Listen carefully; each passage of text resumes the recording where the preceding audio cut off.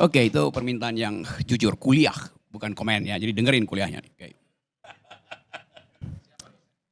Oh ya, yuk kamu Lemhanas ya. Tahun berapa? 2024 kemarin sih baru. 2024. Saya bukan alumnus Lemhanas, saya mengajar di Lemhanas. Siap. Satu waktu saya ngajar tentang global security, ada seorang kolonel angkat tangan. Pak Rocky, terangkan pada saya apa pendasaran filosofis dari tindakan kudeta. Anda bayangkan pertanyaan itu. Karena di dalam sejarah kudeta, kedudukan kolonel itu strategis untuk memimpin kudeta. Dari Nasser sampai Khorasan segala macam. Dia ucapkan itu karena dia tahu ini ada forum akademis. Dia ingin tahu secara detail itu. Saya terangkan apa dasarnya. Apa yang membolehkan kudeta dan apa yang tidak. Apa yang boleh dilakukan dalam keadaan perang, di dalam use in bello dan use bellum, use ad bellum. Kayak itu pelajaran-pelajaran filosofis. Nah sekarang kita mau lihat misalnya apakah kalimat yang diucapkan oleh kolonel tadi itu memerlukan klarifikasi? Tidak diperlukan karena itu masuk di dalam diskurs akademik itu. Maka kita berdebat di situ tuh. Oke, itu sekedar contoh karena ingatkan Lemhanas itu. Kita pindah pada istilah tadi Pak penasehat. Gonjang-ganjing publik ini akademis apa tidak? Pasti tidak itu. Sekarang coba kita bandingkan ya. Semua public statement akan menghasilkan public opinion. Pasti itu. Dan public opinion terpecah sekarang. Bayar. Public statement diucapkan di depan publik. Menimbulkan kontroversi. Bandingkan public statement bayar dengan public statement yang bunyinya hidup Jokowi, hidup Jokowi, hidup Jokowi. Apa bedanya? Dua-duanya public statement. Status ontologinya adalah public statement. Si penyanyi yang bilang bayar. Perlu klarifikasi, karena itu public statement mesti diklarifikasi. Arahnya apa? Presiden Prabowo mengucapkan hal yang sama. Siapa yang mau klarifikasi? Buat fairness dalam demokrasi itu. Dua-duanya menimbulkan public opinion. Dua-duanya menimbulkan gonjang-ganjing. Si seniman dengan kecerdikannya membuat diksi itu tuh. Jadi polisi, bayar polisi. Mau jadi polisi, bayar polisi. Kan begitu tafsir epistemiknya tuh. Mau jadi presiden, puji presiden. Sama statusnya. Sudah jadi polisi masih bayar polisi. Sudah jadi presiden masih puji presiden. Saya terangkan ini sebagai problem narasi ya. Nggak ada urusan saya dengan kekuasaan. Tetapi supaya fair, kita mau nilai juga kecerdasan publik itu sudah melampaui kemampuan tipu-tipu kekuasaan. Itu intinya tuh.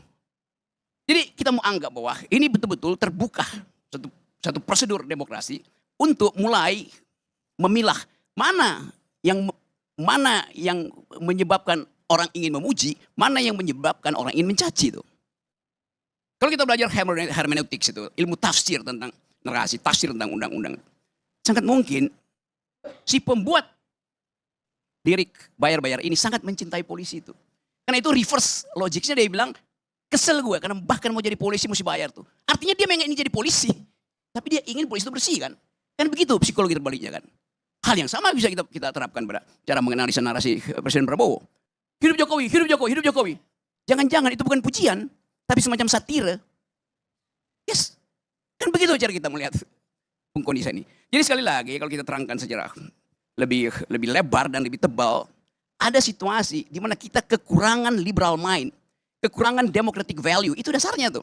Sehingga orang menyelundupkan itu melalui satire itu. Lagu itulah satire, pujian Pak Prabowo juga ada satire itu. Karena kalau dibuka datanya, memang faktanya sekian puluh persen bahkan second di nomor 2 itu kebencian pada polisi itu ada di statistik tuh. Demikian juga kita perhatikan kebencian pada Jokowi ada di dalam statistik nomor 1 bahkan di kalangan mahasiswa tuh. Kan bunyinya adil Jokowi itu. Jadi itu yang kita maksud, kita buka ini supaya ada pembicaraan, ada academic discourse dalam masyarakat. Apa akibatnya?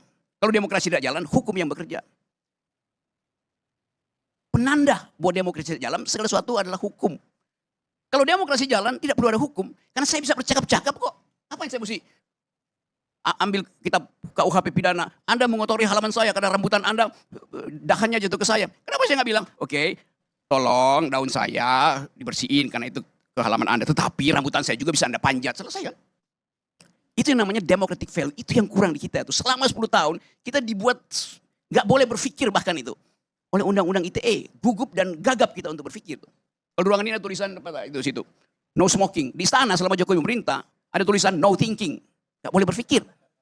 Yes, itu dasarnya tuh. Jadi kita mau kembalikan ini, supaya narasi ini, polisi itu korban dari ketiadaan demokrasi itu. Indonesia gelap korban dari ketidakterbukaan informasi, itu dasarnya kan. Jadi sekali lagi ini betul tadi Bapak, ini ide yang bagus karena dihubung-hubungkan dengan fondasi demokrasi adalah publicity itu. Kepublikan. ILC adalah lambang pertama kepublikan yang digergaji. Bukan digergaji, ya digergaji. Kalau beringin ditebang. Beringin ditebang oleh Jokowi. ILC digergaji oleh Jokowi. Itu yang jadi pengetahuan kita. Jadi saya ingin, betul, saya dukung, hidupkan kembali forum-forum ini supaya terbuka. Sehingga polisi itu juga merasa, oh ya demokrasi, ngapain saya mesti paksa masker dibuka, ngapain saya mesti. Dia bisa terangin pada atasannya kan, itu adalah pendidikan demokrasi. Itu ekspresi kesenian itu. Bahkan kalau kita ajarin sedikit, bapak-bapak polisi itu yang dibawa, pakai bahasa Latin. Ars longa, vita brevi itu. Seni itu panjang, hidup itu pendek. Sehingga si penyidik bilang, oh kalian berkesenian dan itu lebih panjang dari hidup sebetulnya. Kan indah kalau kita bicara begitu kan. Jadi itu yang mungkin tadi si Didi bilang, ya itu yang disebut sebagai, mana yang benar tuh. Polisi, Vox Populi Vox Dei atau Vox Polisi Vox Dei. Surah rakyat ada surah Tuhan atau surah polisi ada surah Tuhan. Mestinya sama. Karena polisi ada rakyat yang dipersenjatai, harusnya sama itu. Dan kita ingin supaya lebih baik nggak ada pemerintah daripada nggak ada polisi kan. Di Inggris begitu intinya kan, lebih baik tidak ada perdana menteri daripada tidak ada Scotland Yard. Karena bangga betul pada polisi. Jadi sekali lagi saya kira ini bagian dari upaya kita untuk membiasakan perbedaan pendapat. Kalau kita lihat misalnya di dalam perspektif dunia, anak-anak punk ini sama dengan anak-anak rockers atau musik jazz blues itu kan semua isinya protes kan. Coba lihat misalnya lirik dari siapa yang 2016 dapat Nobel literatur, Bob Dylan. Lagunya tuh Man Gave Name to All the Animals.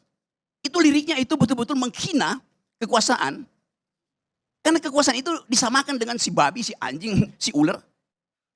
Tapi dengan literasi yang sangat cerdas. Dan itu yang menyebabkan Bob Dylan itu dapat Nobel di bidang literatur. Anda baca misalnya lagu yang dia kritik Eisenhower. Lagunya, judulnya Masters of War. Dia menghajar Eisenhower. Karena Eisenhower lah yang menyebabkan Amerika masuk lagi dalam perang Vietnam setelah perang dunia kedua itu. Dan senjata-senjata itu dikirim hanya untuk memusnahkan manusia yang berada di hutan-hutan Vietcong. Itu yang diucapkan dengan cara yang cerdas oleh Bob Dylan. Masters of War itu. Dan kita tahu bagaimana publik rakyat Amerika itu membenci perang walaupun itu perintah negara. Karena dibumbui atau disemangati oleh lirik-lirik dari Bob Dylan.